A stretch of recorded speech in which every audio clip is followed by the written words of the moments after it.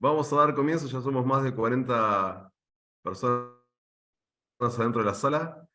Como siempre, nosotros empezamos agradeciendo a quienes nos ayudan y nos apoyan con las difusiones. Siempre agradecemos y mucho al Centro de Graduados de la Facultad de Ciencias Económicas de la Universidad Nacional de La Plata.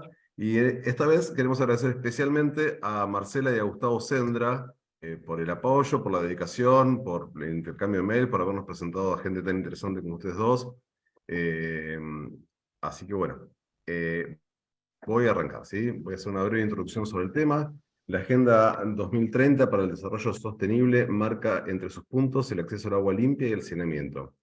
La escasez de recursos hídricos, la mala calidad del agua y el saneamiento inadecuado influyen negativamente en la seguridad alimentaria y en la salud. Las metas son, para el 2030, dentro de muy poquito, lograr el acceso universal y equitativo al agua potable a un precio asequible para todos, lograr el acceso a servicios de saneamiento e higiene adecuados y equitativos para todos, prestando especial atención a las necesidades de las mujeres y las niñas y las personas en situaciones de vulnerabilidad. Mejorar la calidad del agua, reduciendo la contaminación, eliminando el vertimiento y minimizando la emisión de productos químicos, reduciendo el porcentaje de aguas residuales sin tratar y aumentando el reciclado, que es una pregunta que voy a hacer al final, y la reutilización sin riesgos a nivel mundial. Aumentar considerablemente el uso eficiente de los recursos hídricos en todos los sectores y asegurar la sostenibilidad de la extracción y el abastecimiento de agua dulce para hacer frente a la escasez de agua y reducir el número de personas que sufren su falta. Implementar la gestión integrada de recursos hídricos a todos los niveles, incluso mediante cooperación transfronteriza. Proteger y restablecer los ecosistemas relacionados con el agua, incluidos los bosques, montañas, humedales, acuíferos y lagos. ¿Sí? Bueno, los disertantes hoy son dos.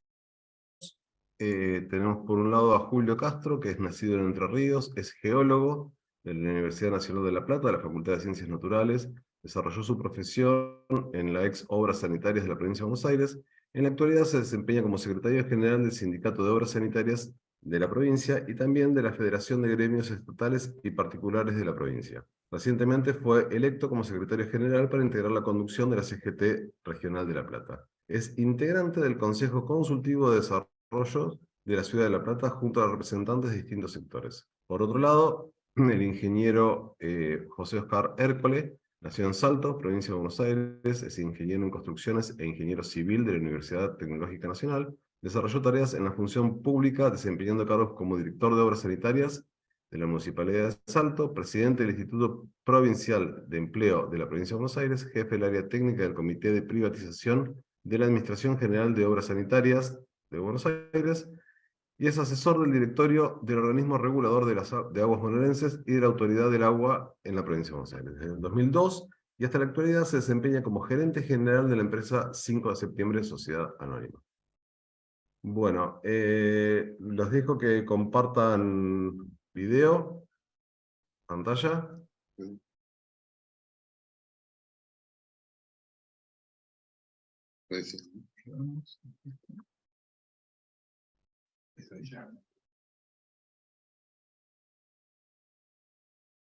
¿Se ve ahí?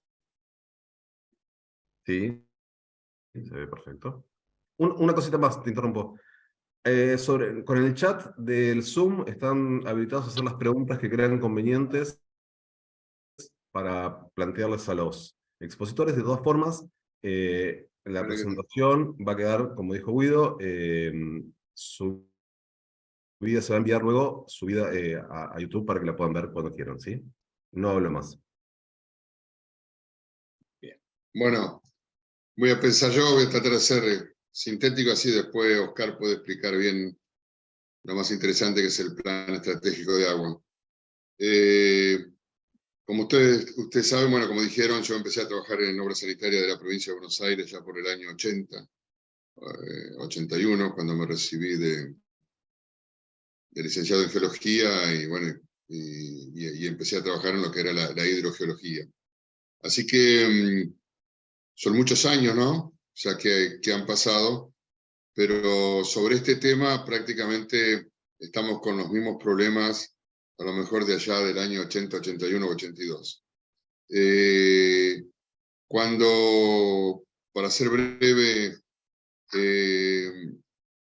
obra sanitaria de la provincia de Buenos Aires, estaba en muchísimos distritos de la provincia, y en la época del proceso militar se produce lo que es la desarticulación casi total de lo que era obra sanitaria, municipalizando la mayor cantidad de los servicios. No se municipalizaron únicamente los servicios que estaban interconectados, como puede ser acá La Plata, Berisso y Ensenada, ya que el agua venía de un municipio como Ensenada, ahí donde estaba la planta potabilizadora, y no la podían hacer, como también el acueducto Ayacucho, Maipú, Dolores, y 9 de julio, Carlos Casares, Pehuajó.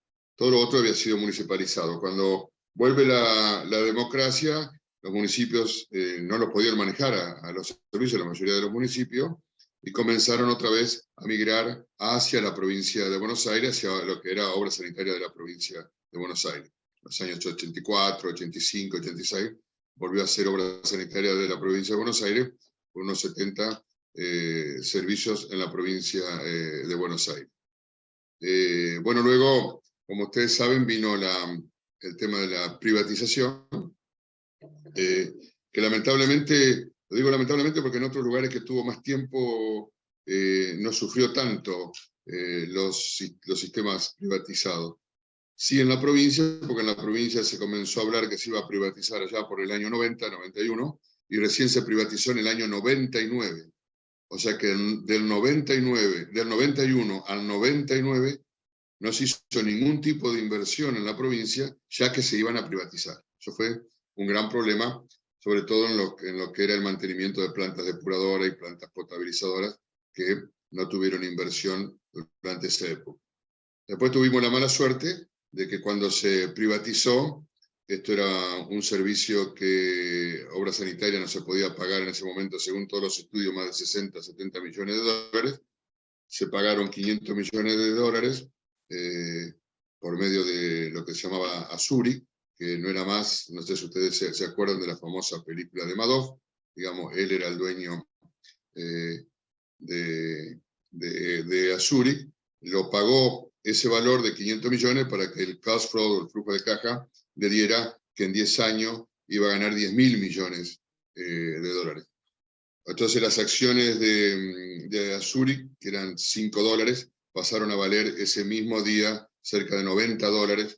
En ese mismo día ganaron 2.600 millones de dólares y prácticamente se retiraron de lo que era la privatización o el manejo del recurso acá en la provincia de Buenos Aires. Eso llevó a un deterioro muy grande del servicio, ya que el servicio volvió al Estado provincial el 8 de marzo del 2002 con el retiro de lo que fue Azuri. Durante esa etapa, nosotros, bueno, batallamos mucho, explicábamos todo lo que estaba pasando, hasta que se llegó el momento que el director obrero que nosotros teníamos que poner dentro de lo que era Azuri, fue el embajador norteamericano, que en ese momento era Jim Chick, fue nuestro director obrero y fue él el que nos explicó en forma muy, muy categórica cómo era toda esta farsa que fue el grupo Enron, ¿no? Así que tuvimos esa mala suerte, digo yo, porque en otros lugares cuando se privatizó, sobre todo con Leonel de Soy, hicieron algunos tipos de inversiones y mejoramiento en los servicios. Acá prácticamente no se hizo absolutamente nada. Además, para no gastar energía, se pararon casi todas las plantas depuradoras. Bueno, fue una experiencia muy, muy, muy mala. Lo que sí nosotros habíamos hecho durante esos años, que yo les hablé del año 90, 91, cuando se empezó a hablar de la privatización, fue juntarnos con distintos compañeros, con distintos técnicos y profesionales, como para empezar a trabajar en un conocimiento mucho más, no únicamente ser un empleado más, sino empezar a conocer lo que era nuestro servicio. Ustedes saben que también durante el proceso militar se quitó algo muy importante que hasta hoy sigue sin poder resolver, que es que uno cuando hace una casa, cuando hace un edificio, cuando hace cualquier tipo de construcción, tiene que presentar el plano de luz, el plano de gas, pero no tiene que presentar el plano de agua. Entonces, hoy vemos acá en la misma ciudad de La Plata, donde estaba una casa, hoy hay un edificio, pero la conexión sigue siendo la conexión que tenía la casa. Entonces, eso causa enorme problema en el sistema.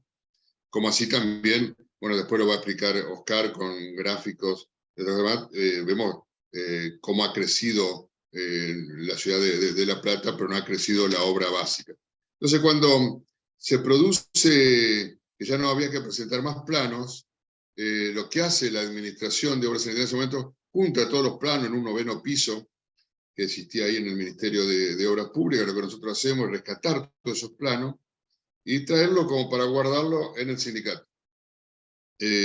Así que veníamos al sindicato a guardar los planos, el sindicato nos dio un lugar donde guardar los planos. Por eso, gracias a Dios, después con el tiempo esos planos fueron digitalizados y hoy podemos tener planos de las distintas localidades de la provincia de Buenos Aires y de La Plata y Bahía Blanca principalmente, gracias a que guardamos esos viejos planos en la organización sindical. Y a su vez, también cuando los empezamos a digitalizar allá por el 2001, 2002, que lo empezamos a digitalizar nosotros, también nosotros tenemos la posibilidad de contar con nuestros compañeros, que son los que conocen exactamente dónde está cada caño y cada válvula.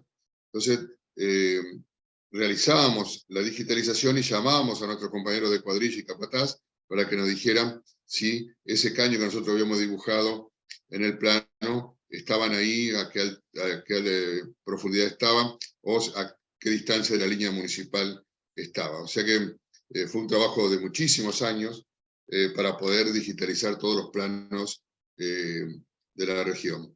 Por eso, también cuando vino el tema de la privatización, ustedes saben que siempre hubo una comunión muy fuerte entre lo que era Obra Sanitaria de la provincia de Buenos Aires y la Universidad Nacional de La Plata, ya que estaba acá, la central de obras sanitarias.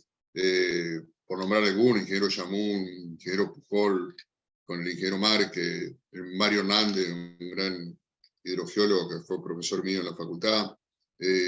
Bueno, con ellos tuvimos la idea de armar la Fundación de Estudios Sanitaristas, que ahí es donde comenzamos a armar toda esta planificación que era necesaria porque no existía.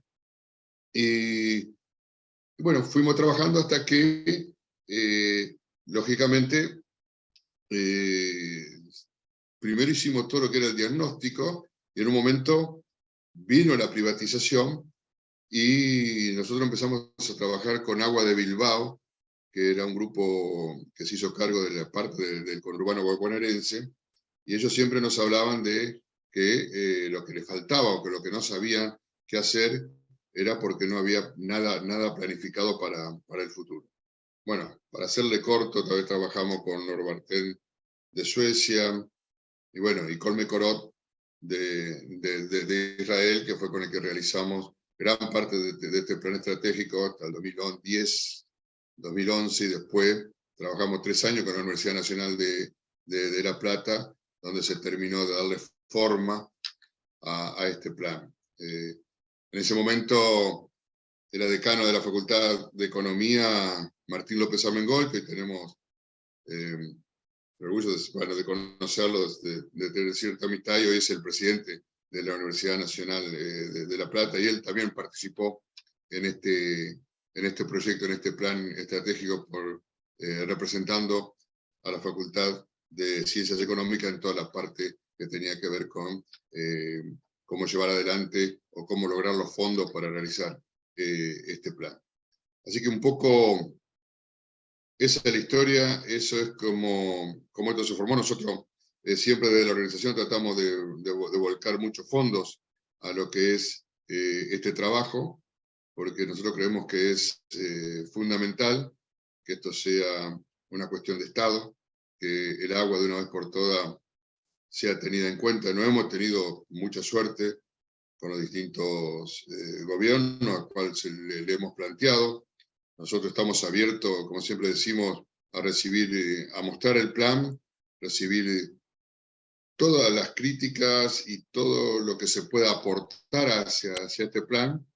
Lo que sí sabemos que no hay otro plan. Lo que vemos también con cierta, a veces, no digo bronca, pero que se usa muchas veces parte del plan y se están haciendo obras tomando parte de este plan, que nosotros decimos ya que la van a hacer o están haciendo esa obra, háganla completa como dice el plan y no por parte, porque siempre, como estamos acostumbrados acá en Argentina, siempre hacemos parches y no solucionamos el problema de fondo.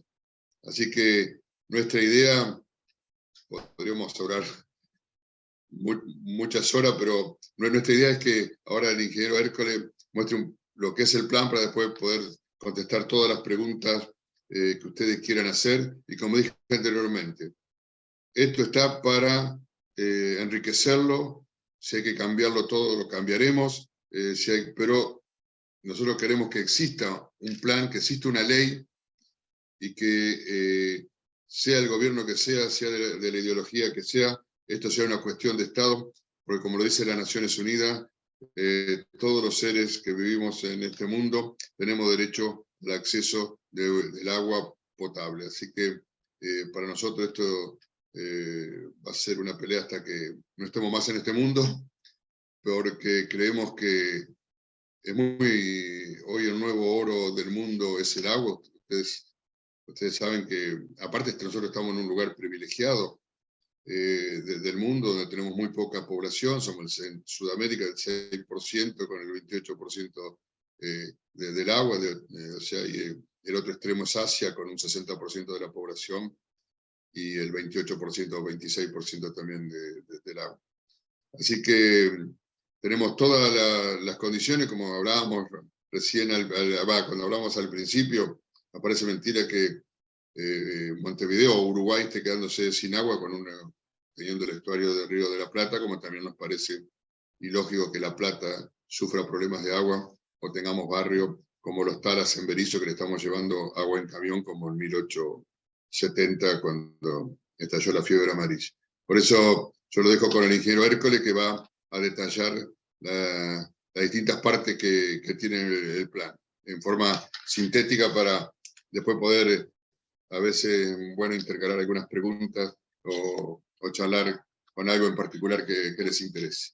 Gracias. Bueno, buenas tardes a todos.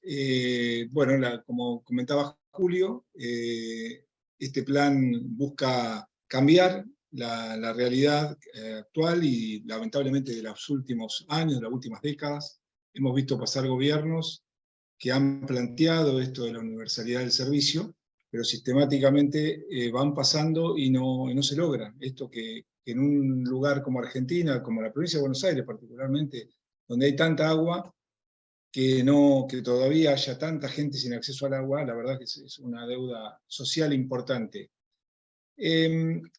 Lo que se ha estado haciendo por ahí son todos esfuerzos aislados que han hecho los gobiernos, por ahí de hacer medidas inmediatas como de ampliar la red a determinados lugares que no tenían, obras muy nobles, por cierto, de tratar de paliar esta situación, pero lamentablemente se han hecho sin ningún tipo de planificación, o al menos sin respetar un plan integral. Y un poco de eso es lo que buscamos con este plan, que como dice tiene la idea o el objetivo de la universalidad del servicio, y para eso planteamos que se deben instalar una serie de políticas públicas que se deben ir implementando para poder lograr este objetivo.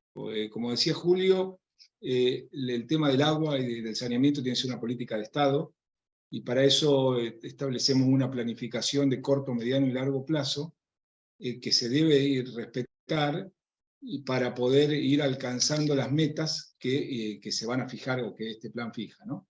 Lamentablemente también Julio lo planteó y la provincia de Buenos Aires ha ido perdiendo ese rol de planificador que tuvo históricamente con sus obras sanitarias desde la década del 50, y bueno, muchas veces por falta de fondos o por otros organismos por ahí nacionales que financiaban obras y quedando la provincia relegada a la hora de opinar sobre las cuestiones de planificación. Y un poco lo que buscamos es eso, ¿no? Que la provincia de Buenos Aires vuelva a tener ese rol que nunca debió abandonar y que se pueda llevar adelante un plan con metas claras, ¿no? El plan lo hemos fundado sobre los Objetivos de Desarrollo Sostenible, ¿no? Teniendo en cuenta los ODS estos para el 2030, particularmente el objetivo 6, ¿no? Que habla de garantizar la disponibilidad del agua y su uso sostenible, y el saneamiento para todos, y lo fijó como fecha el 2030. Bueno, Argentina adhirió a esas metas, y por eso es que tomamos como referencia, al menos para las obras de mediano plazo, la meta esta del 2030. El trabajo en sí que hicimos fue identificar esas obras, diseñarlas en muchos de los casos, y establecer las inversiones necesarias para poder lograr el objetivo de cumplir determinadas metas que fijamos para alcanzar al año 2030, que como digo, muchas de esas están planteadas en el objetivo 6, y algunas otras que son relacionadas y que las vamos a ver más adelante. Lo que planteamos siempre es que esas metas que fija este plan deberían ser refundadas en una ley, para darle entidad ya de política pública, de política de Estado, que tenga todo el debate parlamentario necesario.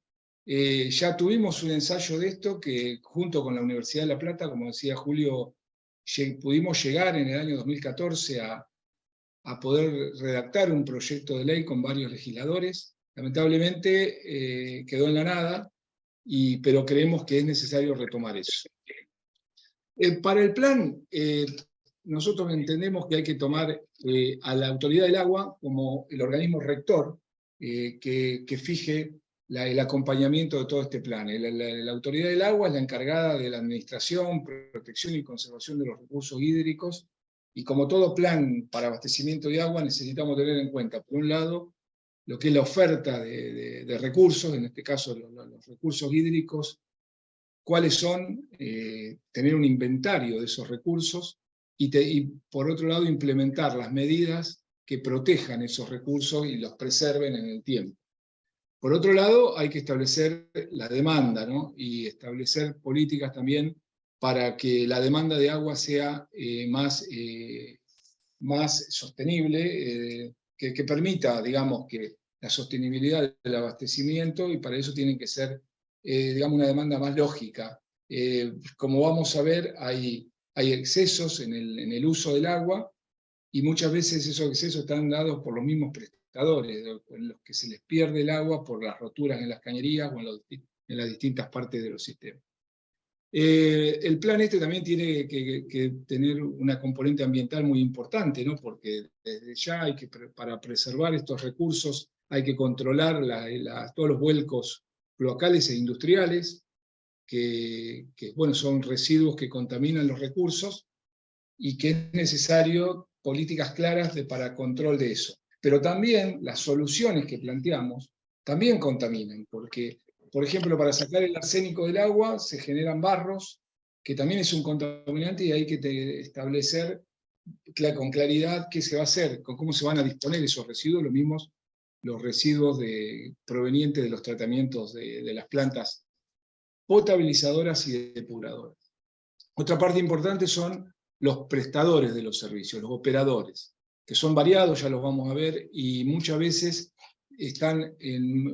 atienden los servicios en muy malas condiciones, precisamente por la falta de tarifas o por la falta de recursos, que muchas veces no son capaces de poder tener los recursos mínimos para operar y mantener los servicios. Por eso, a la hora de plantear un plan, hay que tener en cuenta cómo se va a resolver esa cuestión de los operadores. En síntesis, para poder llevar adelante un plan de estas características, es necesaria una política pública de largo plazo, y que es necesario para eso que existan recursos sostenibles y que se puedan mantener en el tiempo para llevar adelante el plan.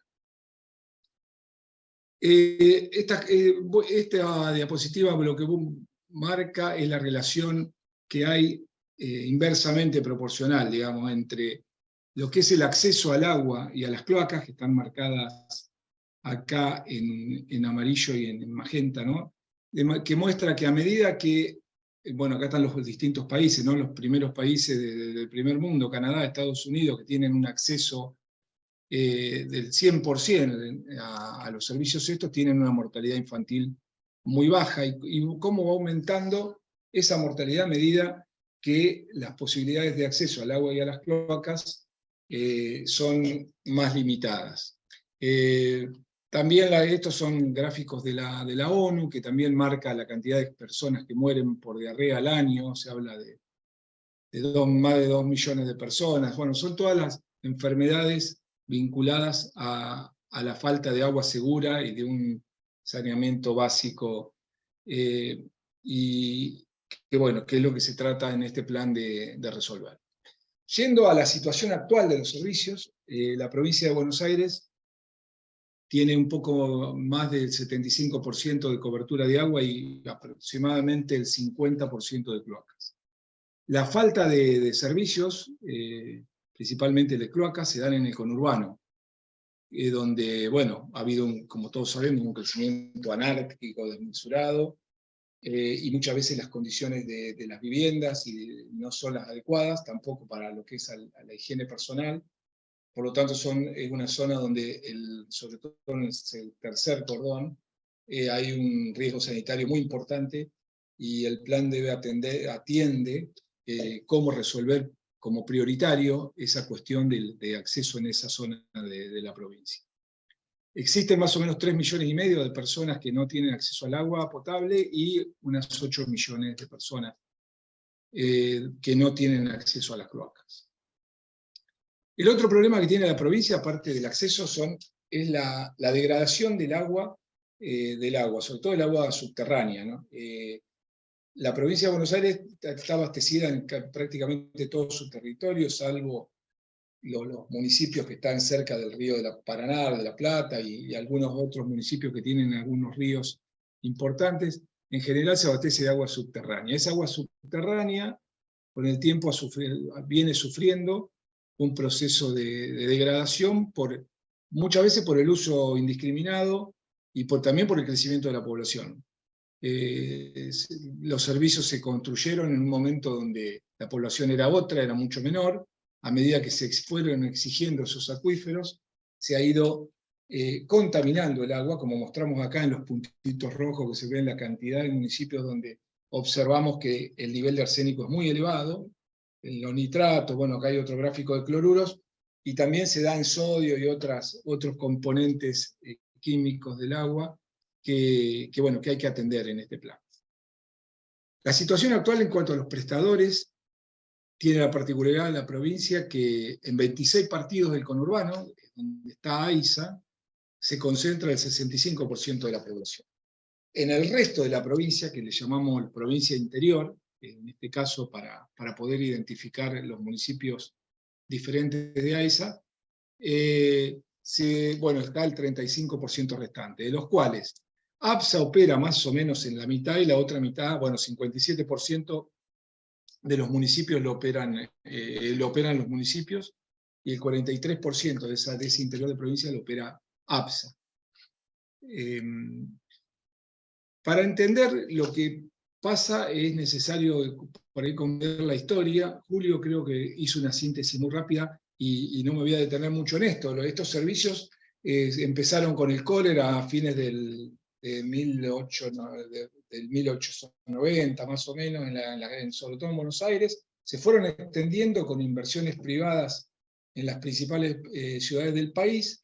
Después vino la década ya del 45, donde se dio el traspaso al Estado de los servicios, y con eso también vino los planes quinquenales y todo lo que conocemos, que dieron una inversión muy fuerte en el sector, que se mantuvo después en la década del 60, 70, hasta entrar en la década del 80, donde el gobierno militar, Julio hizo referencia a eso, transfirió los servicios a las provincias, y las provincias a su vez a los municipios. Eso generó un cambio de paradigma en lo que era la operación y mantenimiento. Muchos municipios no pudieron llevarlos adelante y lo devolvieron a la provincia, se tuvo que hacer cargo, más allá de los servicios estos centralizados que se refería Julio, que integrado, mejor dicho, como puede ser acá el caso de La Plata, Berisso, de Ensenada, que constituyen un mismo servicio.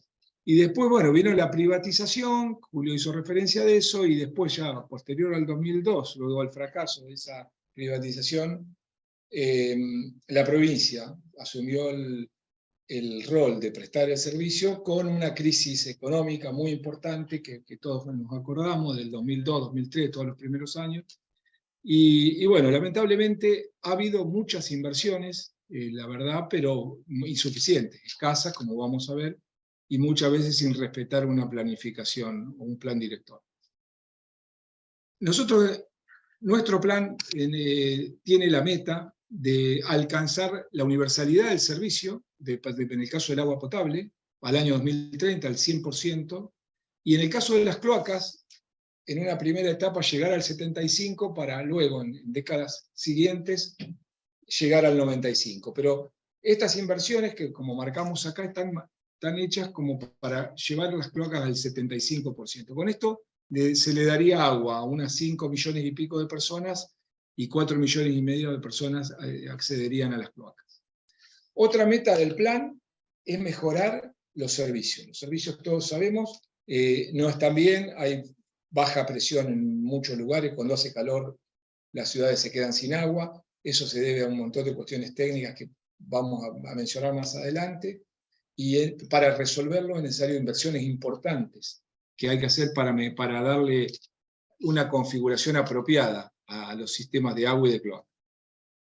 Otro de los puntos es la utilización racional de los recursos. Acá nos referíamos a esto de gestionar mejor la demanda de agua y bajar la cantidad de agua que se pierde por las redes. Para eso establecemos que al 2030 habría que cambiar el 15% de las cañerías actuales y extenderlo en las próximas décadas hasta el 45%. Con eso nosotros creemos que, mejor dicho, tenemos lo que estamos convencidos que renovaríamos todos los caños viejos de hierro fundido y de asbesto, que constituyen un problema. Son caños que se pusieron en la década del 20, del 30, y en el caso del asbesto se empezó a colocar en la década del 60.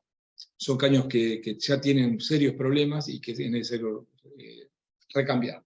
Y por último, la otra meta importante es resolver el tema de los vuelcos cloacales sin tratar. Lamentablemente, en la provincia esta interior, no más del 35-40% de los líquidos cloacales se tratan adecuadamente. El resto se trata de manera deficiente o directamente, como en muchos casos no se trata. La meta es que al 2030 se pueda alcanzar que todas las plantas funcionen y traten adecuadas a los parámetros. Como dice acá arriba, la inversión que estimamos para lograr estas metas ronda los 18.000 millones de dólares. Ahora, desmenuzando, de esos 18.000, 12.500 millones de dólares se deben emplear en AISA.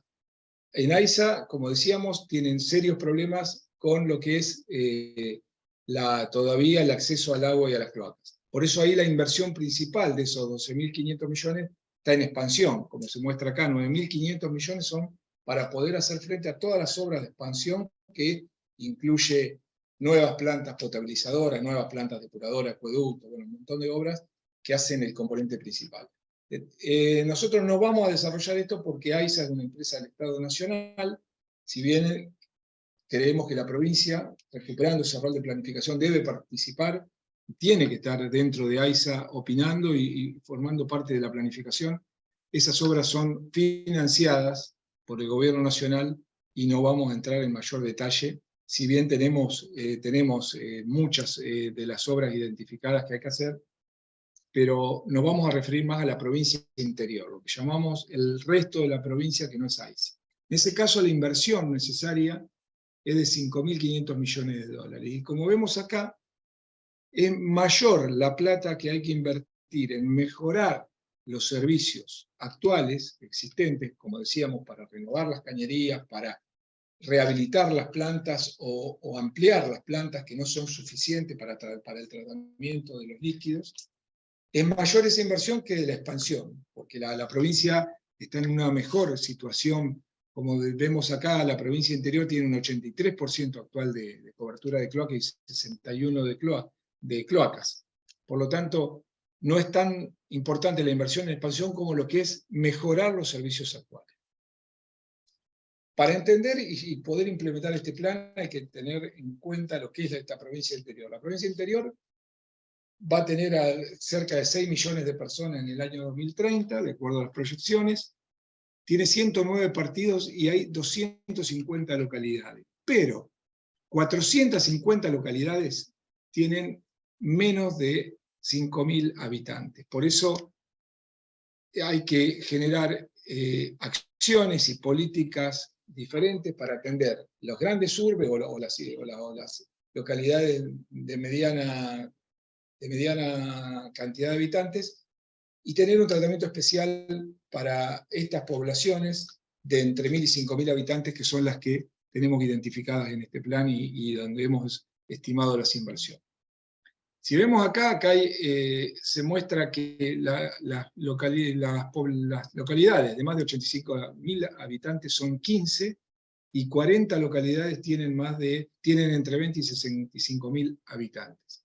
Ahí se concentra el 83% de la población y de la inversión. Y si lleváramos eso hasta las localidades de 5.000, casi el 95% de la población y de la inversión hay que hacerlas en ciudades de más de 5.000 habitantes. Por eso es donde hay que poner todo el foco y un capítulo especial también merecen las grandes ciudades que vamos a referirnos más adelante. Las inversiones entonces discriminadas acá por rubro están dentro de estos 5.500 millones. Acá están todos los detalles, ¿no? 665 millones de expansión de agua. Bueno, no me voy a detener porque están ahí. Por ahí llaman la atención las cantidades, ¿no? Cuando hablamos de expandir más de 4.000 kilómetros de redes de agua, 3.600 kilómetros de redes de cloaca, renovar una cantidad similar de más de 4.000 kilómetros de agua y, bueno, lo que dice acá, ¿no? La ampliación de plantas. Ya entrando en lo que es la estrategia de cómo avanzar en lo que es la planificación estratégica del plan, es importante referenciarnos a nivel global cómo estamos en Argentina, ¿no? Julio hablaba de algunas cifras, acá yo las refuerzo. Estamos en que tenemos menos del 10% de la población, 6 nada más, y casi el 25% de los recursos hídricos. Es decir, América del Sur es privilegiada a nivel global porque cuenta con una cantidad enorme de recursos comparado a la población. Y si vamos a Europa, por ejemplo, Europa tiene el 13% de la población y solo el 8% de los recursos. Por eso, bueno, sabemos los problemas que tiene Europa con lo que es el agua. Pero bueno, tenemos una ventaja a la hora de lo que es la disponibilidad del agua. Y particularmente la provincia de Buenos Aires es gran parte de la provincia es integrante de esta cuenca del Plata. La cuenca del Plata es una de las cuencas principales que tiene América Latina y abarca Brasil, Paraguay, Argentina. Y dentro de Argentina ocupa nada más que el 30% del territorio, pero constituye el 85% de los recursos superficiales con que cuenta el país.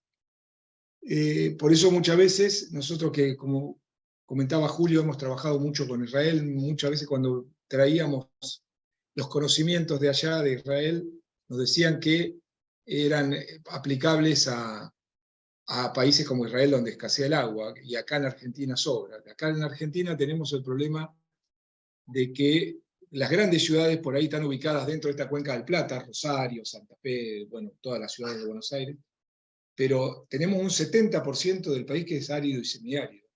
Así que, pero bueno, es una acotación al margen. Volviendo a lo que es la disponibilidad de agua, la provincia de Buenos Aires, gran parte de la provincia cuenta con la cuenca esta del Plata.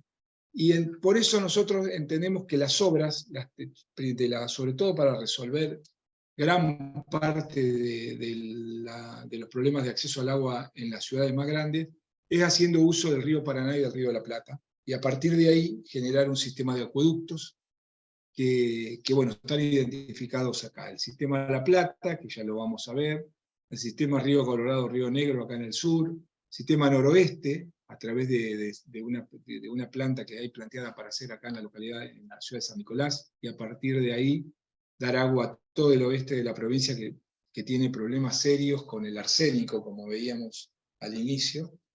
Hay otros, el sistema acá noroeste, noreste, digamos, toda la zona, mejor dicho, medanoso-costera, también es otra de las áreas a atacar, tiene serios problemas las localidades estas balnearias que crecen a un ritmo muy importante y los recursos hídricos subterráneos son finitos, son muy limitados, y ya hay problemas en Pinamar y en las grandes ciudades que hay que atender a través de líneas de acueducto o desalinización de agua de mar, para reforzar lo que es la provisión de agua a través de este acuífero costero.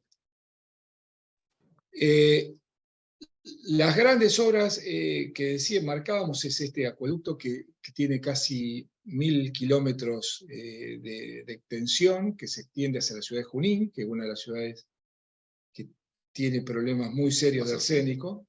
Pergamino pasa por Pergamino y después se extiende hacia General Villegas, hacia el oeste y a la zona acá de 9 de julio, y atendería a casi 1 millón de personas también. El acueducto sur es el acueducto que parte acá de la ciudad de La Plata, obviamente después que se hagan las inversiones en ampliación de la producción de la planta potabilizadora, para abastecer a todo Citibel, Villa Elisa, Berazategui y parte de Florencio Varela.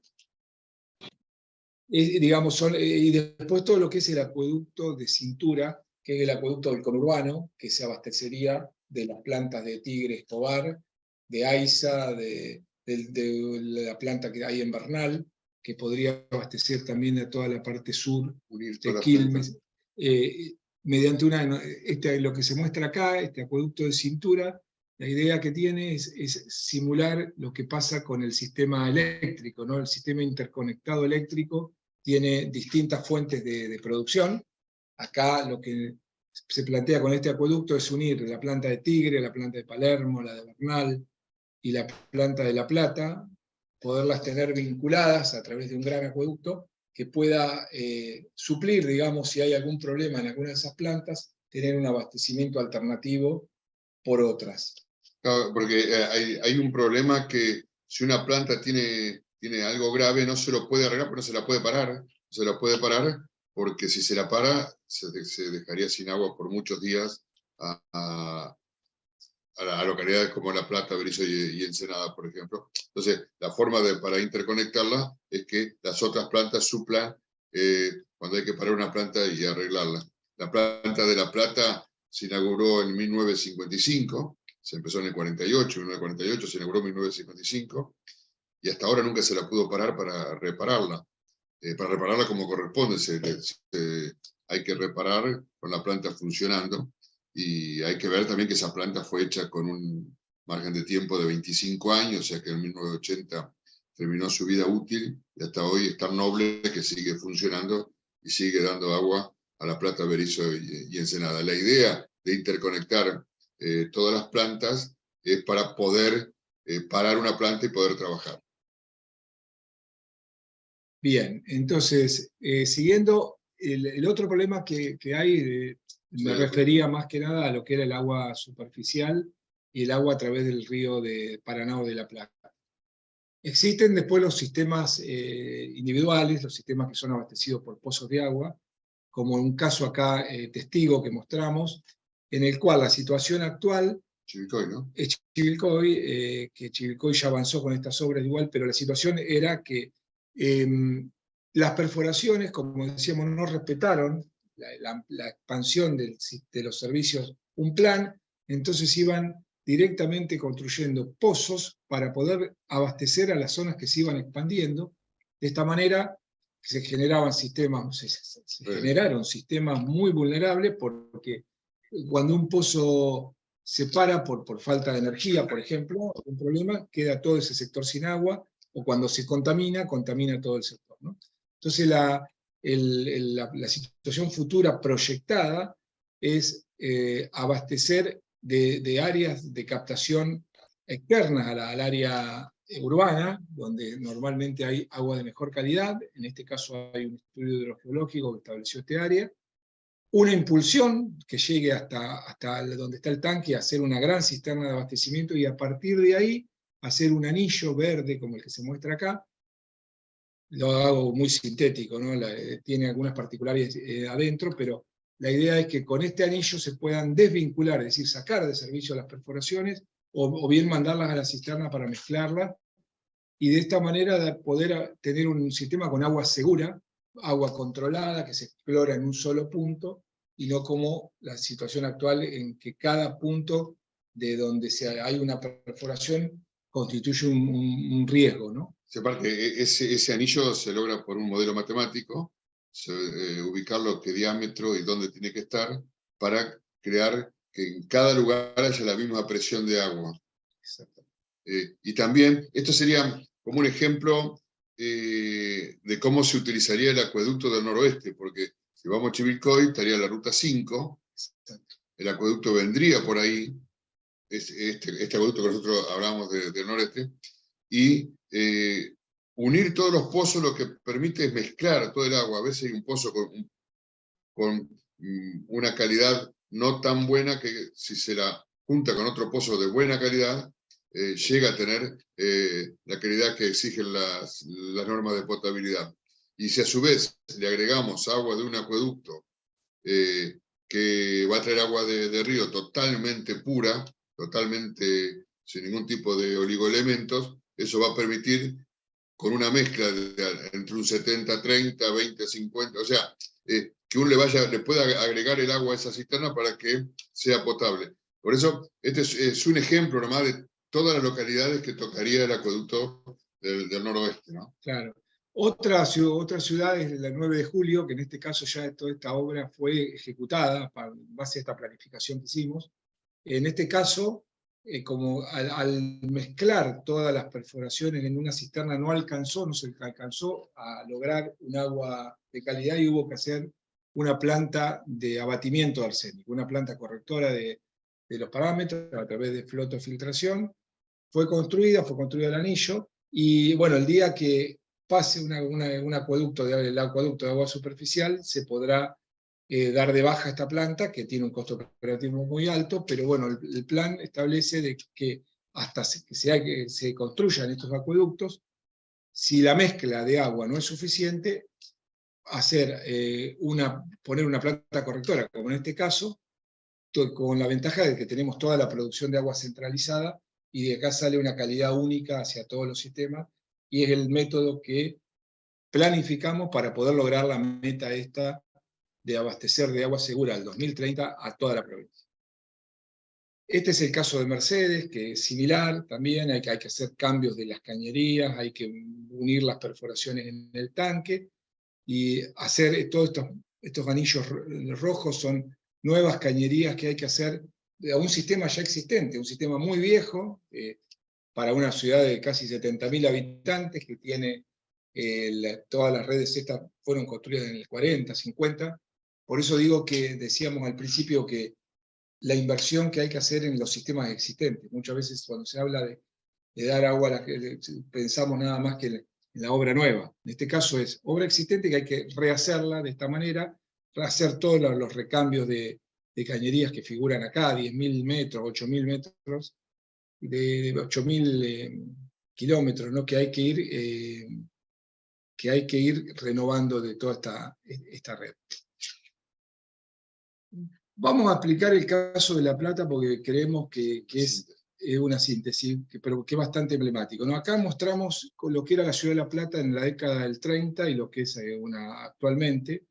Y acá se muestran manchas de la planta urbana, cómo fue creciendo en el 40 y pico, en el 70, y actualmente cómo se fue. Obviamente pasamos me acuerdo de los datos de la provincia de Buenos Aires tenía en el 47 4 millones y hoy tiene 18, ¿no? Bueno, todo este incremento de la población y de toda el área urbana, lamentablemente no fue acompañado de las obras de infraestructura. En el caso del agua, se hizo en la década del 50 la planta Donato Gerardi, que es la planta actual, que está en Punta Lara, y a través a partir de ahí se hicieron una serie de grandes acueductos de 2 metros de diámetro que pasan por Ensenada, Berisso, llegan a Bosque, de ahí salen hacia Parque Saavedra, y posteriormente se hizo en la década del 70 un acueducto acá de perforaciones que va al Parque San Martín. Esa fue la gran obra de infraestructura que se hizo, que como vemos tiene más de 50 años, 60, y en vez de hacer una planificación integral que fuera expandiendo por anillos la red, se empezaron a hacer este enjambre de perforaciones por todos lados a medida que se iban requiriendo la expansión de la red. Y lamentablemente hoy La Plata constituye un sistema altamente inseguro, que no es sostenible. Por eso, como decíamos, cuando se corta la luz nos quedamos sin agua, cuando hay mucha demanda, hay mucho calor, nos quedamos sin agua. Este sistema no da abasto. La solución para esto es hacer una nueva planta, es decir, más allá de resolver la planta actual, rehabilitarla como corresponde, ya se hizo una obra en ese sentido, por ahí faltan algunas otras cuestiones que habrá que hacer a futuro, pero no alcanza la planta esta de 10 millones de litros por hora que hay actualmente.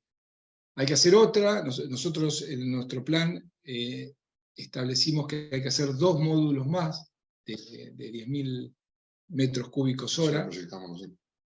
Actualmente se está haciendo uno de los proyectos que hicimos con Mecorot, se está construyendo un nuevo módulo, tomando agua acá del Río de la Plata, de la misma toma esta de Punta Lara. Y luego lo que hay que hacer es toda esta red de anillos que está ya que fue modelizada, la modelizamos y establecimos todos estos centros de distribución que hay que hacer complementario a la obra que se está haciendo, porque lo que se está haciendo ahora es más producción de agua y traerla hacia el centro, hacia la calle 32, pero después hay que hacer todo este conjunto de obras por barrios, de manera de poder distribuir el agua que se produzca, y desde acá salir hacia Gonet, Citibel, Villa Elisa, que también está teniendo serios problemas con el abastecimiento de agua subterránea, porque el acuífero Puelche se está salinizando, cada vez hay más problemas de sales en el agua. Esta obra resolvería el problema definitivamente, porque las perforaciones, como decimos acá, lo que apuntamos es a tratar de aprovechar todas las que se pueda, pero mediante una mezcla con el agua que venga del río. De esa manera se podría tener una oferta de agua muy importante que daría sostén para los próximos 30 años de abastecimiento a todo este sistema integrado de La Plata, Berisso, Ensenada, hablando de La Plata en lo que es partido. Otra de las obras que hay que hacer, más allá de todo lo que hablamos de las cisternas que hay que hacer en distintos puntos de la ciudad y de estos anillos, hay que hacer una renovación muy importante de cañerías. La ciudad de La Plata tiene unos 2.000 kilómetros de cañerías, de los cuales más de 1.200 son de asbesto, cemento y de hierro fundido, que como decían anteriormente, son cañerías muy viejas, de más de 50, 60 años, pierden por todos lados, y es necesario renovar ese parque, toda esa cantidad de redes. Bueno, eso está dentro de las metas que hablamos de la renovación de cañerías, que habrá que hacerla en las próximas décadas para poder resolver definitivamente lo que es el problema de distribución de agua y hacer un sistema mucho más eficiente. Lo mismo pasa con las cloacas. Esta es la red de cloacas de La Plata, que no tiene la extensión, no llega al 100%, como pasa en el caso del agua, que prácticamente abastece a todo el partido. Está más limitado, precisamente porque las obras de infraestructura, que son todas las cañerías estas negras que se ven acá en el casco urbano y en alguna de las partes acá de Tolosa, Ringalet, son las grandes colectoras que se construyeron en la década del 50, con un gran caño de importante diámetro que va hasta Berisso, y de ahí sale en Palo Blanco, lamentablemente sin ningún tipo de tratamiento, ¿no? Que contamina las costas. Para resolver esto hay que hacer todas estas obras que se ven en rojo acá, los nuevos colectores que darían alivio a toda la parte existente y le darían sostén a toda esta área que todavía no tiene cloacas, ¿no? Hoy no se puede expandir porque si se hicieran las obras de redes de cloaca, por ejemplo acá en Hernández, en Tolosa, en Citibel, saldría la cloaca por todas las esquinas porque los caños no dan abasto. Entonces, esta es la obra que hay que hacer de refuerzo de cañerías en La Plata, que acá por ahí se ven en cuanto a monto, ¿no? Todos estos caños de refuerzo se irían a una gran obra en túnel que está proyectada acá por la calle 120, y de aquí con un nuevo caño hacia la planta de Berisso, donde está proyectada una obra de tratamiento, y a partir de ahí un emisario que iría por tierra estos 4,5 kilómetros, y después 6 kilómetros por dentro del río, para que se termine de completar el tratamiento en el último kilómetro a través de difusores que largarían el agua. Las inversiones, como ven, son altísimas, son $250 millones que se necesitan para hacer esa planta, y $250 millones para hacer todo el trasvase más todas las cañerías estas que vimos anteriormente de refuerzo de colectores. Esta obra permitiría eliminar todas las estaciones de bombeo que tiene la ciudad, que son varias, algunas en pleno centro, que tienen muchos problemas ambientales, ¿no? Porque tener un sistema, una estación de bombeo local, por ejemplo, frente al Hospital Español, constituye un problema. Esta obra de trasvase, que sería en túnel, eliminaría todas esas estaciones, y por eso entendemos que es la gran obra de infraestructura básica que hay que hacer en la ciudad de La Plata para su sistema cloacal. Este es el proyecto de la planta de Berisso que hay que hacer. Ya digo, costaría $250 millones, pero está totalmente diseñada. En el caso, la otra gran ciudad que tiene la provincia y tiene sus problemas es Bahía Blanca. Bahía Blanca se abastece de un dique, el dique Paso de las Piedras, que, como decíamos al principio, estuvo en el 2009 a 30 días de quedarse sin agua. Acá se muestra, si se ven toda la parte más oscura de esta torre, muestra todos los metros que bajó el agua de ese dique en ese momento, que puso en alerta no solo a toda la población, principalmente, ¿no?, de Bahía y de Punta Alta, sino a toda la industria que se quedaba sin agua. Por suerte llovió, como que espero les pase a los uruguayos para poder resolver el problema que tienen ahora. Pero bueno, no se puede tener atado a una cuestión climática el abastecimiento de agua. Por eso hay que hacer una serie de obras. Nosotros, aparte de este dique, está todo este sistema de acueductos que alimentan a la ciudad de Bahía Blanca a través de dos plantas, la planta Patagonia y la planta Grumbein, dos plantas potabilizadoras, y a partir de ahí se alimenta la ciudad de Punta Alta. Esos acueductos son muy viejos también, en algunos casos son del año 30, unos viejos acueductos acá de hierro que están totalmente rotos, que hay que hacerlos de nuevo directamente.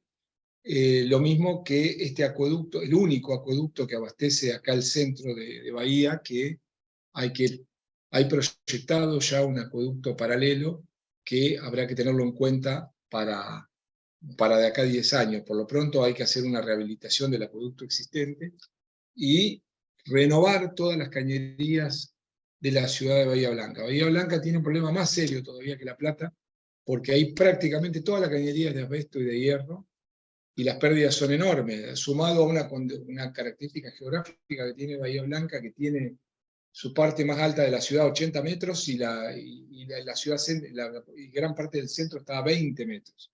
Esa caída topográfica que tiene la ciudad hace que toda la red de abajo funcione a muy alta presión, entonces tienen pérdidas enormes.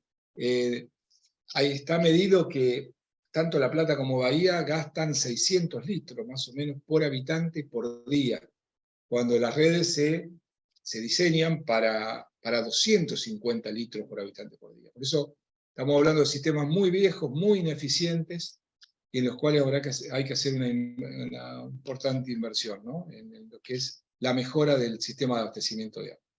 Acá son todos datos técnicos de los distintos caños, no me voy a detener. En el caso de las cloacas, Bahía Blanca también tiene un sistema muy viejo cloacal, que tiene serios problemas también de rotura y de filtraciones de agua, que por estar tan cerca del mar ahí, le aportan muchas sales al agua cloacal, porque se mete el agua de Napa por las roturas de los caños.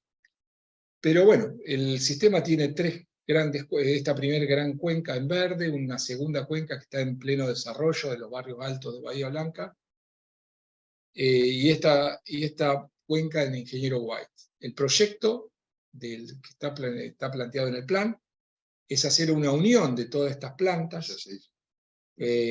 Gran parte ya se hizo, todo White, toda la zona esta de ingeniero White, impulsa todos los líquidos cloacales hacia la primera cuenca. Falta hacer este tramo de cañería para completar las obras de conducción hacia una única planta de tratamiento, que en este caso, por suerte, es un caso de éxito que es lindo mencionar. Esta obra se planificó en el año 2011, más o menos, cuando teníamos el convenio con Mekorot, con la empresa israelí.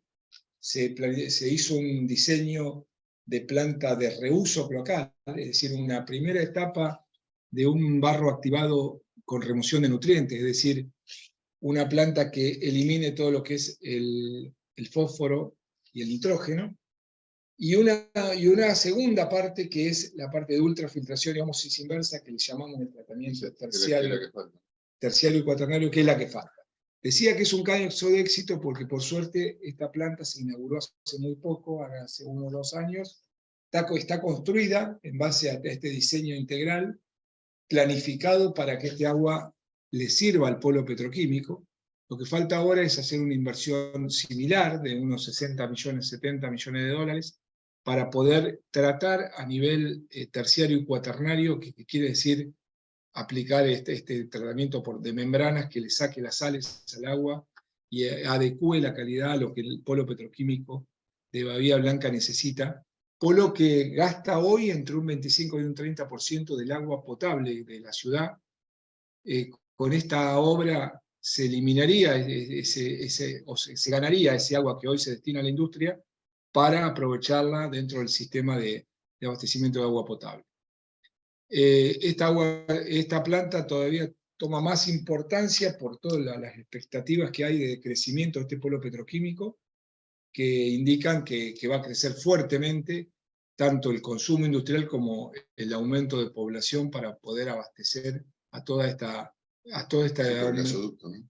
a partir del gasoducto, ¿no?, que se está construyendo. Hay una expectativa muy fuerte en este polo petroquímico de Bahía de incrementar, algunos hablan hasta de duplicarlo. Por eso es necesario, urgente, hacer esta planta. Por último, viene cómo llevar adelante este plan, ¿no? Como dijimos, estamos hablando de cifras importantes, de más de 5.000. No, de todos los lugares es una síntesis de algunos lugares. Claro, sí. Lo que me acota Julio es que, obviamente, por una cuestión de tiempo, hicimos una síntesis de algunos casos testigos de ciudades más medianas y de estas ciudades importantes. Podemos explayarnos en otras soluciones que hay a lo largo de toda la provincia, pero creo que son casos testigos, como digo, que lo demás son casos similares de acuerdo al tamaño de la población.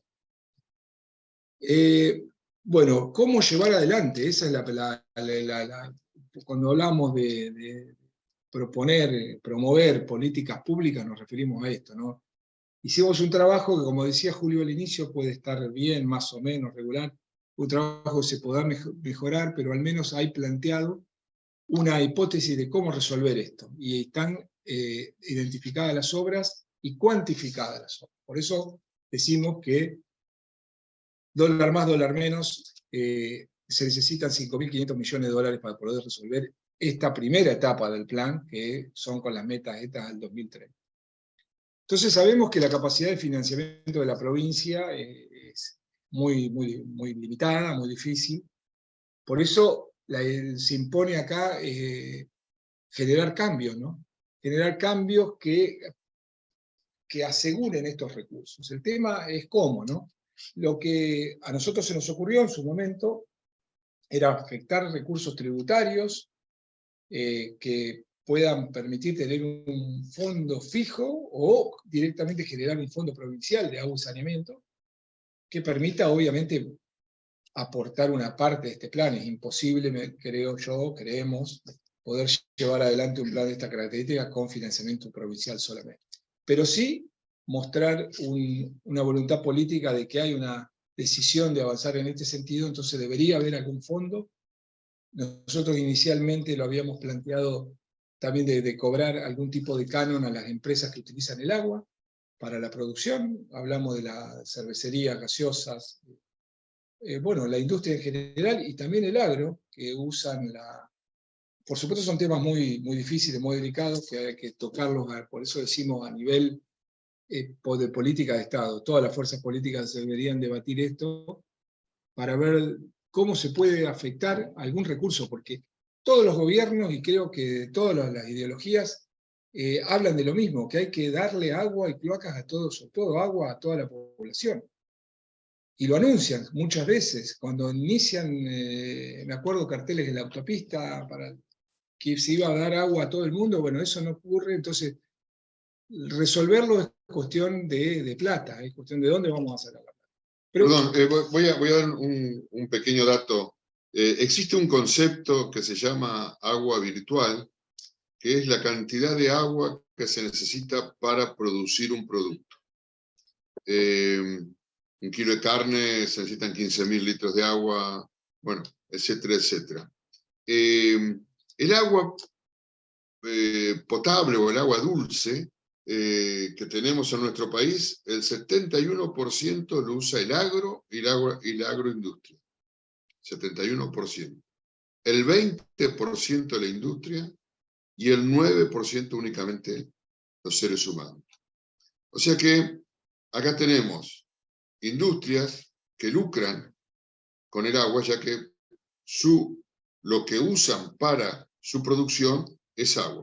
Todos los países del mundo para exportar buscan exportar aquellos productos que no tengan huella hídrica, digamos, que no consuman agua para su producción.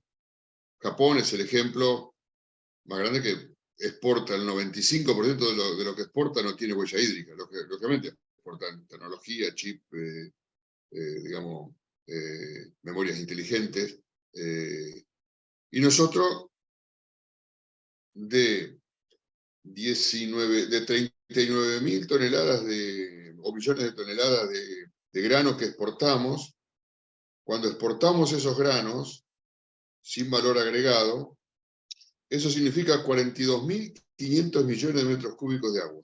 42.500 millones de metros cúbicos de agua. Según la California Water, que es de la bolsa o Wall Street, donde hoy sabemos que el agua cotiza en bolsa, el metro cúbico está cotizado en $0.39 el metro cúbico. O sea, si nosotros llevamos a qué cantidad de agua o qué cantidad de dólares gastamos en agua para producir los que exportamos en cereales, estamos cerca de los 18.000, 19.000 millones de dólares. Nosotros le hemos dicho que a lo mejor había que sacar las retenciones al agro y cobrarle el agua que usan.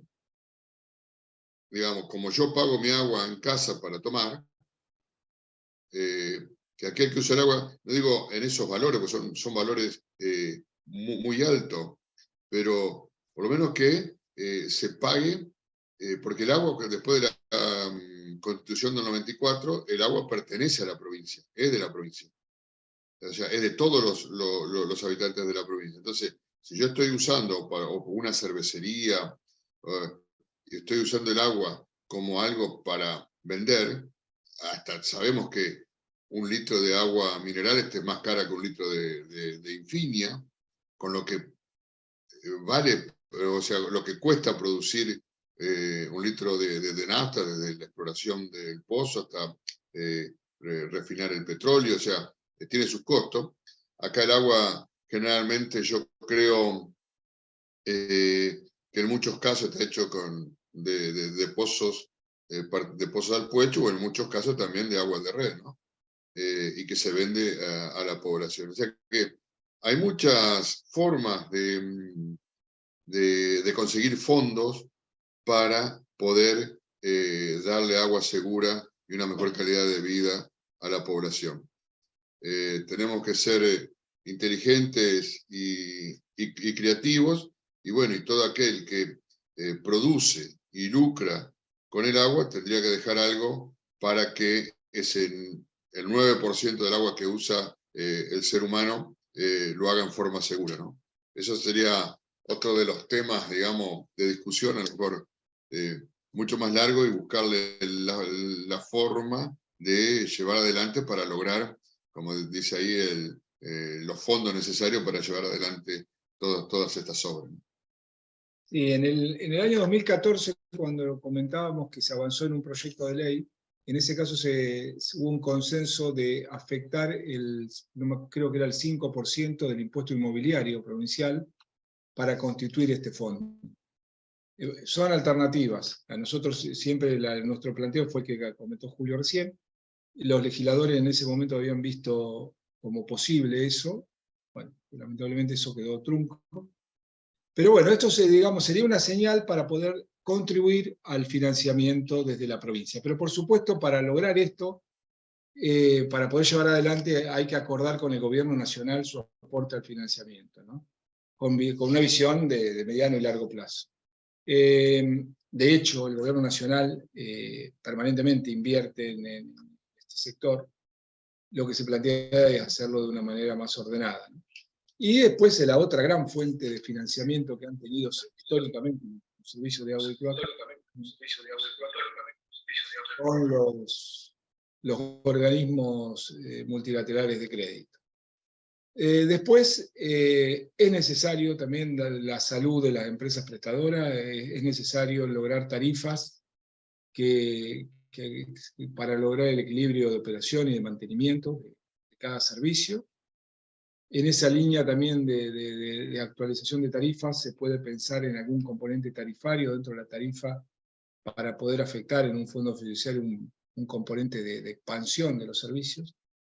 Y bueno, después se pueden promover esquemas de cofinanciamiento entre operador, provincia, nación, incluso los interesados, ¿no? Me acuerdo en su momento hablábamos con los legisladores lo que son todos los desarrollos inmobiliarios que también requieren de mucho incremento de la capacidad de los sistemas de agua y cloaca, que también podrían contribuir para decir algo. Pero bueno, ese es el debate que creemos que hay que dar para discutir de dónde sacar la plata, porque si no todo lo que estuvimos hablando no tiene ningún sentido, y se va a seguir haciendo todo como se hace hoy, a medida que viene un fondo, entonces se hace lo primero que se le ocurre al que consiguió la plata, y bueno, lo que se busca es cómo cambiar eso. Para ello, la discusión principal que hay que dar es esta final, ¿no?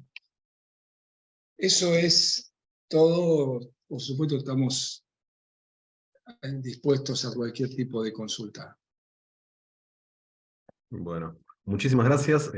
La verdad que me queda la misma sensación que traje del Congreso de ASAP que se hizo ahora en Mendoza, que es que se puede lograr un país mejor, que hay gente capacitada y hay gente que ha trabajado y hay gente que se ha formado dentro del país, que hay gente que piensa en las generaciones que vienen, y que pareciera que es solo una cuestión de decisión política algunas cosas. Yo no sé si termino de compartir, permítanme esto, que es alto el costo de este plan.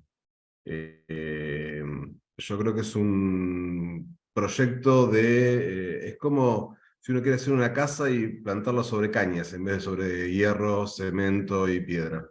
¿Sí? Creo que es cosas que quedan para por lo menos 50 o 100 años más, y que, bueno, sientan las bases para el desarrollo, ¿no? Eh, Muchísimas gracias por la participación. Tengo algunas preguntas, no les quiero robar mucho tiempo, así que voy a pasar este, algunas... Me llamó la atención cuando usted nombró el tema del asbesto, ¿no? Yo sé que en Capital se había prohibido con el tema del subte el uso de eso. ¿Cómo es la situación sanitaria en mi ciudad, en La Plata? Sí, los caños de asbesto se dejaron de usar ya hace mucho tiempo. A partir de la década del 80 ya se impuso el PVC y bueno, son el clavo que quedó. Contaminante. Y aparte de eso, es un caño que ya cumplió su vida útil, tiene serios problemas en lo que son las juntas, pierden por todos lados. Son caños que hay que sacarlos y renovarlos. Por eso nosotros creemos que dentro de las inversiones que hay que hacer, la primera que hay que encarar es la renovación de cañerías. Es lo primero que hay que hacer. Por suerte, algo se está haciendo, insuficiente. Hay que cuadruplicar, creo, lo que se está haciendo para poder terminar con todas esas cañerías. No mostré, pero porque, bueno, me olvidé de poner, tenemos fotos de lo que son los caños de hierro. Son caños que están totalmente colmatados. Se hacen una serie de costras, como si fuera una costra de una Como si incrustación. fuera un naufragio. Cuando ves el caño, si tiene un tamaño, qué sé yo, de 10 centímetros, queda un agujerito de 2 centímetros nada más, porque está todo incrustado con residuos que se van pegando al hierro. Entonces esos caños, obviamente, hay que cambiarlos. Después la gente se queja de que no le sube el agua al tanque, y lógico, están los caños, no dan más. Por eso, que ya digo, ¿no? Creo que es una de las obras prioritarias de la renovación de cañerías. Bien. Otra consulta es si en los 18.000 millones de inversiones estimadas están incluidos los acueductos y el costo de las conexiones domiciliarias. Y en la misma persona que pregunta que si hubiera financiamiento ilimitado, ¿en qué plazo se podría alcanzar las metas establecidas en la Agenda 2030? Sí, a ver, por parte, las conexiones sí, cada vez que se plantea una expansión de un sistema, de una red, se hace con las conexiones. En el caso de los acueductos, están planteados varios acueductos para 2030, por ejemplo, los acueductos dentro de Bahía Blanca, los acueductos dentro de la Ciudad de La Plata, el acueducto 9 de Julio, Carlos Casares, Guajó, el acueducto Ayacucho, Maipú Dolores, son Ayacuchos existentes que hay que hacerlos de nuevo. No está en ese monto, no está el acueducto del noroeste, porque entendemos que eso es para digamos, la década siguiente, 2030-2040. Todavía le falta a ese proyecto estudios ambientales y por eso todavía falta definir bien el monto. Así que, bueno, creo que con eso respondo. Creo que me estoy olvidando de algún otro acueducto en el conurbano también, pero no, por supuesto no está en este gran acueducto del noroeste, o el acueducto, si algún día se decidiera ir a la costa, tampoco está con... Está bien, se entiende. ¿Y los plazos de... No, los plazos, si hubiera recursos para lograr estas metas, se pueden hacer perfectamente en 7 o 8 años. Si hubiera recursos los gobiernos ilimitados, provinciales? todos los acueductos estos, y tendríamos que estar hablando de 15, 20 años. Bien. 15 años. Bien, bien, perfecto. ¿Alguna preguntita más que tengo por acá? Pregunta es si la red interconectada de acueductos no tendría costos operativos muy altos. La red, ¿cómo? Perdón. Interconectada del acueducto de cintura. Exacto. Costos operativos, no, yo creo que no. Digamos, los sistemas de acueducto y todo lo que es el abastecimiento de agua superficial, creo que baja los costos versus lo que son los costos actuales de tener perforaciones. En el conurbano hay 1000 perforaciones, el costo energético es mucho mayor. Operativamente se baja el costo. Bien, bien.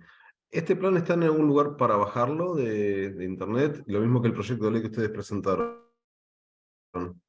No, no están en internet, pero se los podemos, el proyecto Sí, sí, sí. lo podemos facilitar. Alguien sugirió por ahí que estaría bueno tenerlo, ¿sí? Así que si lo mandan, lo distribuimos. Sí, lo enviamos a... Vale, dale. Bien.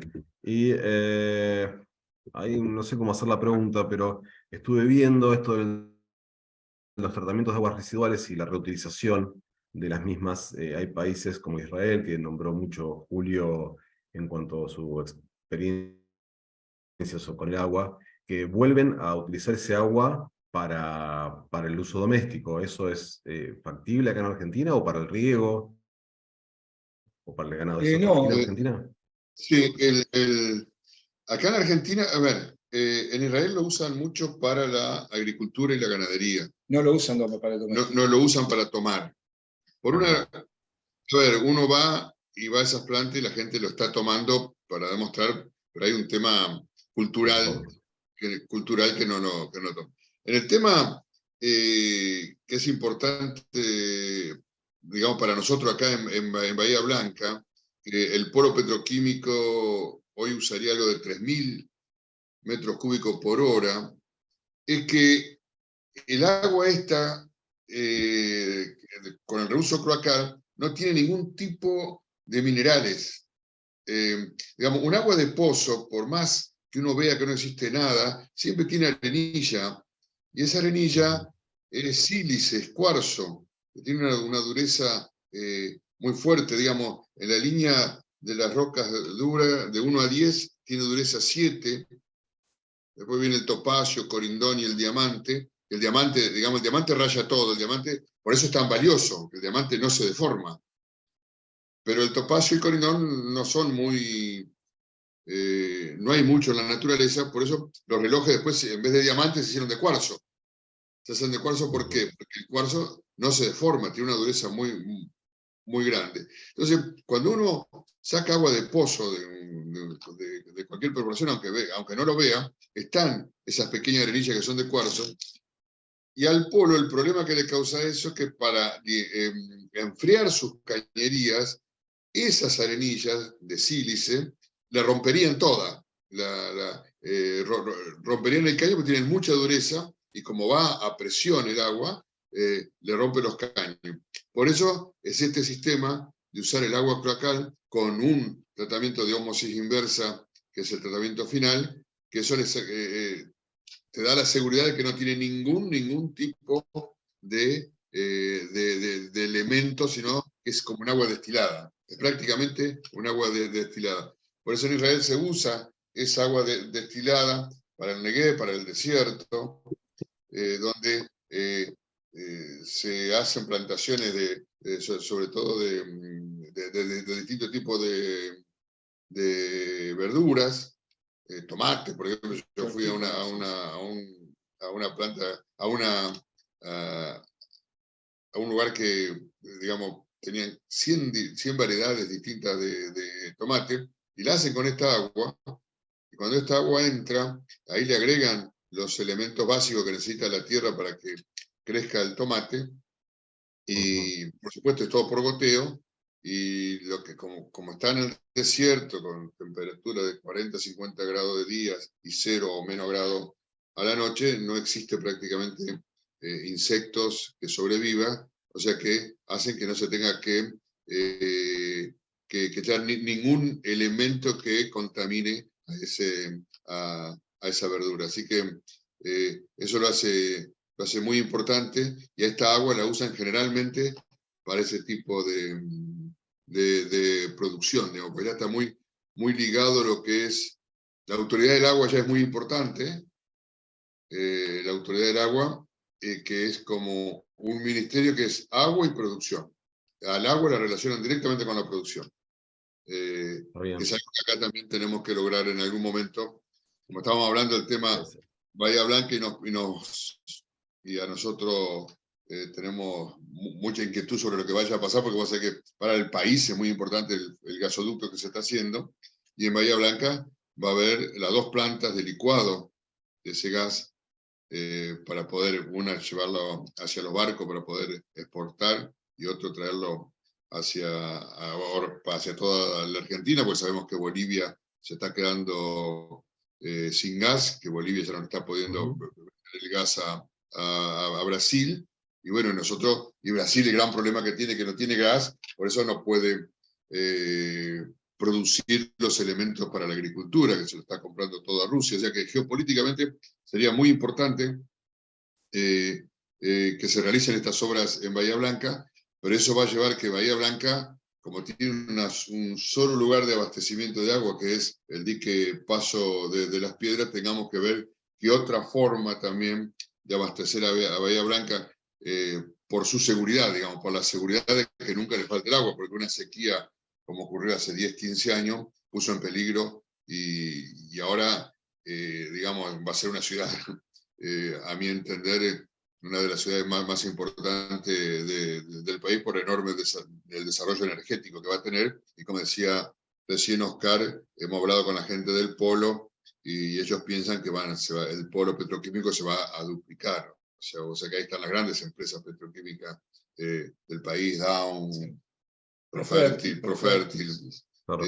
Entonces, es un tema que nosotros lo tenemos, o lo hemos estudiado pensando que ahí se va a necesitar verdaderamente agua, por eso hasta hemos pensado reutilizar el agua de cloaca, que es un proyecto que ya está terminado, ¿no? Hay falta la última parte, que serían unos 70 millones de dólares para que el agua que sale de la actual planta depuradora de Bahía Blanca sea transformada en un agua prácticamente destilada con este tema de hacerla con ósmosis inversa.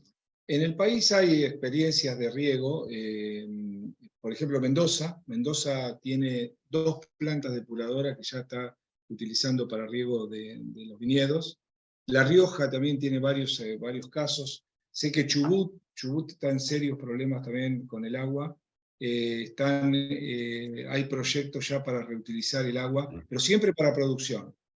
Para abastecimiento humano en Estados Unidos, cerca de California, hay pueblos muy chicos que están usando para abastecimiento humano. También en Asia, no me acuerdo, ahí cerca de China hay lugares con estrés hídrico severo que lo están usando. ¿En Valencia no hay, en España? Claro, España es el segundo país en el mundo que usa, o sea, que hace del reuso cloacal digamos, creo que está cerca del 20%. Israel reutiliza el 85% claro, del líquido cloacal. El segundo, España, que anda 85%, sí. Del 20% que usan agua de reuso cloacal, ¿no? Potabilizan el agua de las cloacas.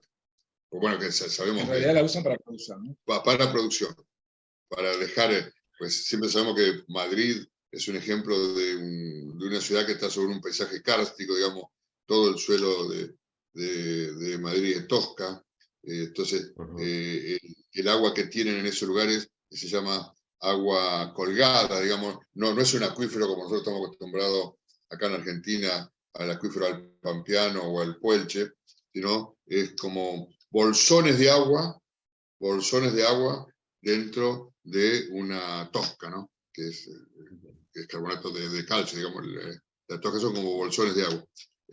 Ahí hubo grandes hidrogeólogos, no solo geólogos, sino ingenieros. Nosotros de libros de varios españoles hemos estudiado, porque ellos han estudiado mucho el tema de la hidrogeología por ese paisaje kárstico que le faltaba el agua, que era muy bueno para el vino, porque la tosca, pero desgraciadamente no tenían agua. Así que España siempre ha sido un país, tanto como Israel, que han estudiado mucho el tema del agua. Bien. Una pregunta más, que tiene que ver más que nada con la formación nuestra de la gente de ASAP, que tiene que ver con esto de los medidores domiciliarios o los medidores de agua de las empresas. ¿Ustedes lo ven como algo bueno, como algo posible como una fuente de financiamiento para lograr su proyecto, como una fuente de concientización del uso que uno tiene, esto de dejar regando el jardín e irse y volver a la noche. Si uno lo pagara, seguramente no lo hiciera. Si uno no vaciara la pileta y la tratara un poquito, alcanzaría un poco más el agua para todos. ¿Cómo lo ven o si han tenido experiencias al respecto? Sí, no, digamos, está dentro de los condicionantes de este plan está la micromedición masiva. Nosotros habíamos planteado inicialmente a 30 años tener la totalidad de las conexiones medidas.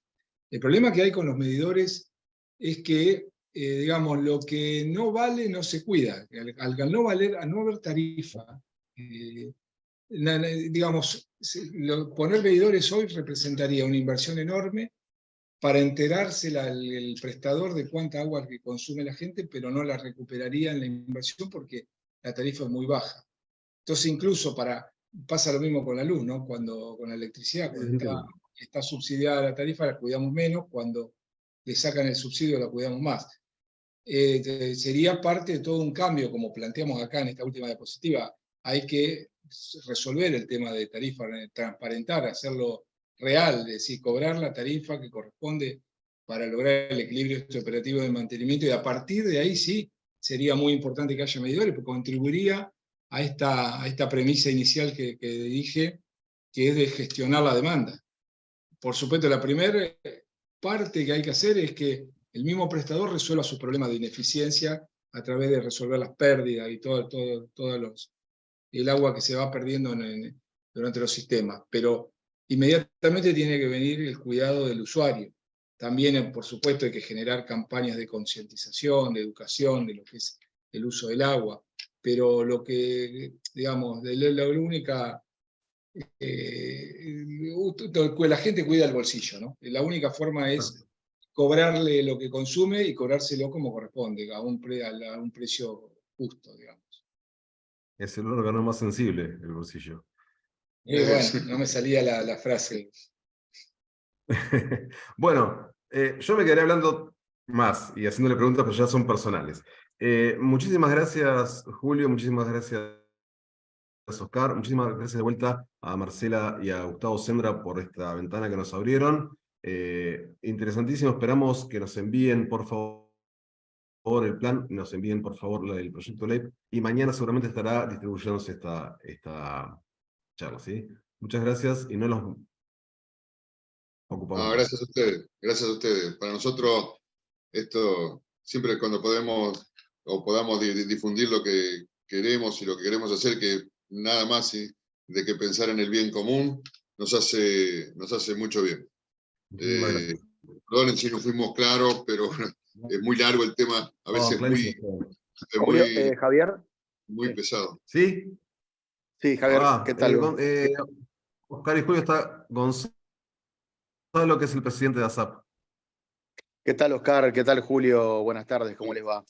La verdad, primero agradecerles por la excelente capacidad para resumir un tema extremadamente difícil, que como ustedes bien dijeron durante toda la presentación, que la puedo escuchar completa, todos, hay como un acuerdo entre, si quieren, político partidario, de que es un tema principal, pero cuando los gobiernos asumen, ninguno termina pudiendo, hasta con las mejores intenciones, lograr algún avance que sea tan significativo como para darle sostenibilidad y generar un cambio de tendencia. Y ahí ustedes hicieron referencia, ya cerrando, no me voy a extender, es solo un agradecimiento, no se preocupen nadie, al financiamiento. Y una de las cosas que siempre hablamos con Guido Ranguñi, que está presente también, que es el vicepresidente de ASAP, es, estamos en un país en donde estamos muy acostumbrados a que permanentemente el Estado es el que tiene que financiar absolutamente todo, y desde lo conceptual claramente es así, estos temas son para el Estado, pero ustedes también hablaron de una enorme cantidad de posibilidades de financiamiento con diferentes opciones, y algunos de los números que ustedes pasaron gentilmente me hacían inmediatamente a mí, por deformación profesional, sacar cuentas en el aire, cuando ustedes dicen, por ejemplo, 250 millones de dólares y dicen que hay 10 millones de usuarios o 1 millón de usuarios, automáticamente me lleva a pensar que son 250 dólares por usuario. Y entonces cuando pienso al mismo tiempo que Argentina es un país que está desacostumbrado a utilizar el mercado de capitales, cuando pienso que Argentina es un país que los únicos mecanismos de financiamiento que analiza son los que, bueno, vamos y busquemos un préstamo afuera o un banco demás. Creo que hay que explorar, dada la importancia, la envergadura que tiene este tema. Ustedes lo dijeron también, como al pasar, pero está demostrado que los países que tienen niveles bajos de mortalidad infantil claramente tienen también al mismo tiempo un muy buen nivel de acceso al agua. Y Argentina tiene en la zona norte del país niveles que superan el 22 por 1000 de mortalidad infantil, lo cual es totalmente inaceptable.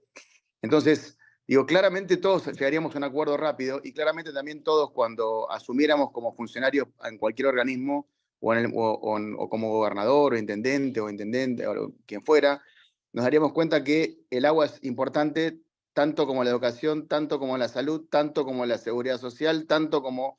Y entonces uno empieza a ver nuestra expertise, que es el presupuesto, y se empieza a agotar a una velocidad mucho más importante que la que uno quisiera cuando trata estos temas. Cuando uno los trata de manera aislada, empieza a ver como posibilidades de lograrlo, y cuando lo empieza a consolidar, se empieza a complicar, que creo que es parte del problema.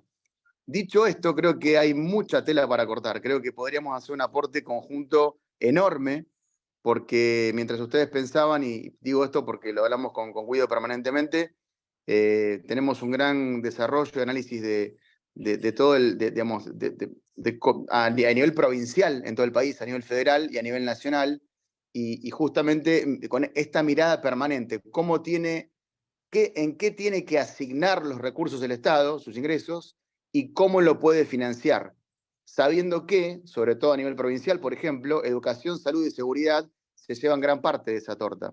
Entonces, ¿cómo podés hacer para no solamente empezar un cambio de una envergadura, como ustedes recién dijeron, 7, 8, 15 años, y darle sostenibilidad,